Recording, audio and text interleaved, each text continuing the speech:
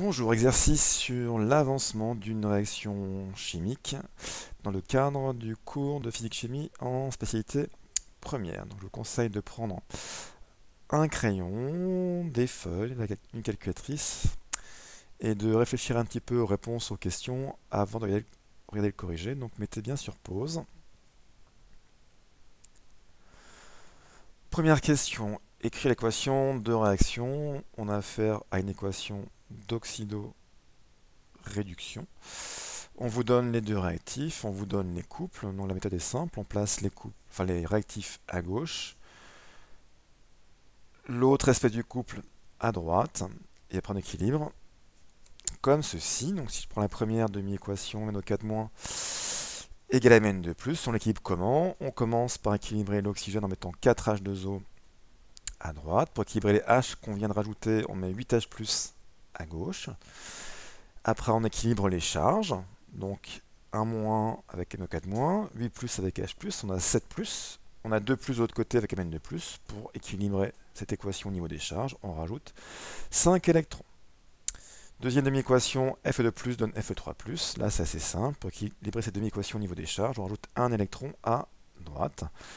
Donc on a bien une espèce qui gagne des électrons, une autre qui en perd. Par contre, le nombre n'est pas le bon. Il y en a 5 de gagnés, 1 de perdu. Pour qui n'a autant de gagnés que de perdus, on met un fois 5 au niveau de la demi-équation du fer.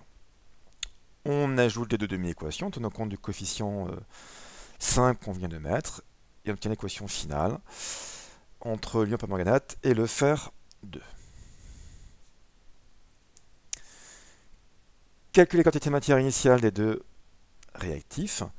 Dans le texte, on vous donne pour l'un et pour l'autre la concentration et le volume. Dans ce cas-là, dans le cadre de soluté dissout-solution aqueuse, la quantité de matière, c'est N est égal à C fois V. On le fait pour l'un, on le fait pour l'autre. On n'oublie pas de convertir donc le volume en litres, donc on met juste un 10-3. Et on peut convertir, par souci de simplification, la quantité de matière trouvée en millimoles. Ça permettra de raisonner sans avoir à traîner des puissances de 10. On va donc pouvoir commencer à compléter ce tableau. On commence par réécrire l'équation de la réaction. On ne remplira rien pour H+ et pour H2O. Alors pour H+, généralement on met les ions H+ en excès, donc leur évolution nous importe peu. Ils ne seront du coup jamais limitants. Et H2O, c'est l'eau, c'est le solvant, donc il y en a un peu plus ou après qu'avant, c'est pas très grave. Calculer sa quantité de matière, ça n'a pas trop d'intérêt. On commence donc par l'état initial. On vient de calculer auparavant les quantités de matière des réactifs, donc on les remet dans le tableau. Alors, vous voyez, j'ai mis en millimoles. Et pour les produits, c'est simple, la réaction n'a pas commencé, c'est 0 et 0.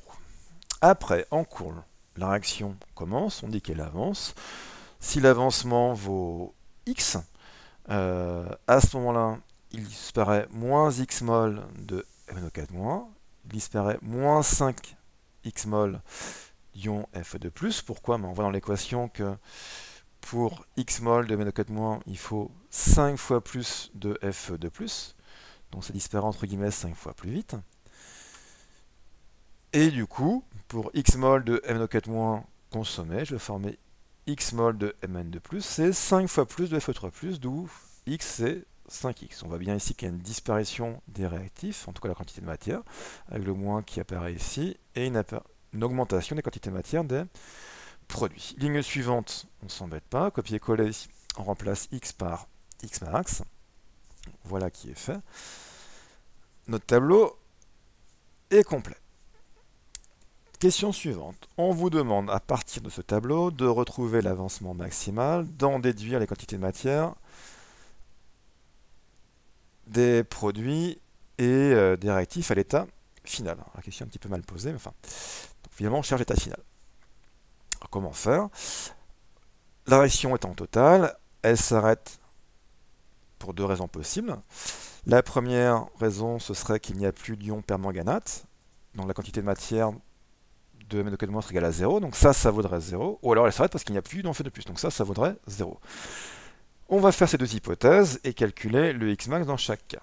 Donc, première hypothèse, MNO4- est limitant, l'ion permanganate. Donc 1 moins x max vaut 0. Donc dans ce cas-là, on aurait un x max qui serait égal à 1 millimole. Si c'est pas lui, c'est l'autre. Donc si c'est le fer de qui est limitant, on aurait 6 moins 5x max qui serait égal à 0. On transpose, on divise par 5 et on trouverait un x max de 1,2 millimole. X max, enfin x pendant commençant à 0, x va d'abord arriver à 1 avant d'arriver à 1,2, ce qui prouve que la réaction va s'arrêter parce que il n'y a pas assez d'ion permanganate. Conclusion, l'ion permanganate est le réactif limitant et x max vaut 0. On pouvait le voir avant dans ce tableau sans le remplir et sans faire cette hypothèse. Vous voyez bien que pour l'équation, pour une mole de MnO4-, il faut 5 fois plus de Fe2+. Donc pour une millimole, il en faudrait au moins 5. Et on en a 6. Donc on a plus que nécessaire. Donc c'est pour ça qu'à la fin, on trouve bien que MnO4- est le réactif limitant et Fe2+, du coup, le réactif en excès. Alors, connaissant Xmax maintenant et toutes les quantités de matière ici à l'état final dépendantes de Xmax, on peut facilement les calculer. Donc voilà qui est fait. Donc je marque ici que Xmax vaut 1 millimole. Là, du coup, on trouve bien que MnO4- limitant parce que sa quantité de matière vaut 0 à l'état final. Et on calcule ainsi la quantité de matière du réactif en excès et des produits formés. Donc voilà comment on peut obtenir l'état final pour cet exemple.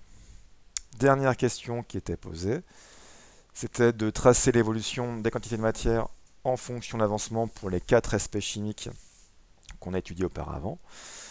Alors qu'est-ce qu'il faut comprendre? On va obtenir des droites dont les équations sont écrites dans la ligne du tableau ici en cours.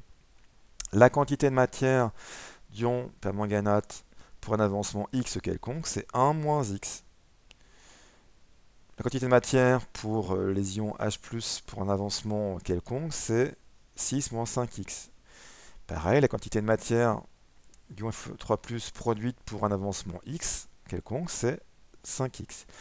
On a ici finalement des équations des droites. En ordonnée, finalement, on a bien le n recherché, et le x, c'est l'avancement.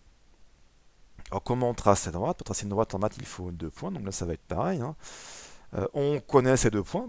Pourquoi? Parce qu'on a des valeurs pour l'avancement final, donc x max, et on a des valeurs pour l'état initial, quand x vaut 0.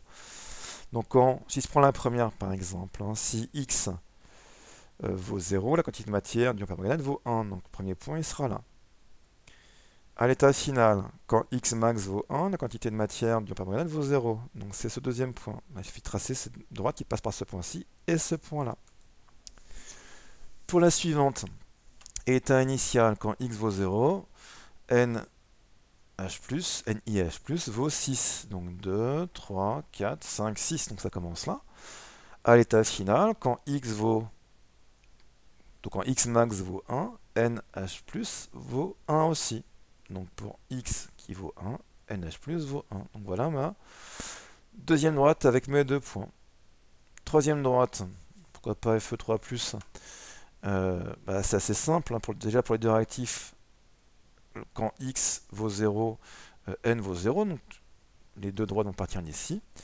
À l'état final, quand x max, enfin plutôt quand x vaut x max égale à 1, on aura donc la quantité de matière de Fe3+, qui vaudra 5. Donc, premier point 0, 0, deuxième point, quand x vaut 1, n vaut 5. Et pour l'autre, quand x vaut 1, n vaut 1. Donc voilà les 4 droites demandées. Merci de votre écoute.